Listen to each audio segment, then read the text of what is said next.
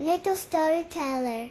Wally was a happy round blue ball. He lived in a sunny green meadow filled with colorful flowers that tickled his sides when he rolled near them. One day, Wally saw a little red wagon sitting still by a big oak tree. A fluffy yellow bunny hopped over to Wally. "Hello," squeaked the bunny, wiggling his pink nose. "That's my wagon. I wish I could take these pretty flowers to my friend Lily, but it's too heavy to pull." Wally bumped the wagon with his round side. He wobbled a little and then, whoosh, he rolled. The wagon rolled a tiny bit too.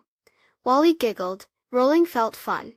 He bumped the wagon again, a little harder this time. The wagon rolled further. "Wow!" cried the bunny, his eyes wide. "You made it move." Wally rolled against the side of the wagon, pushing it gently across the soft green grass. The wagon rolled smoothly, carrying the colorful flowers. They rolled together to a sunny spot by a sparkling blue river, where Lily the lamb was having a picnic. Lily had soft white wool and a big smile. She was very happy to see the bunny and the beautiful flowers in the wagon.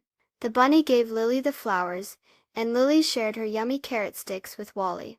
Wally learned that his round shape was good for rolling, and rolling could help his friends.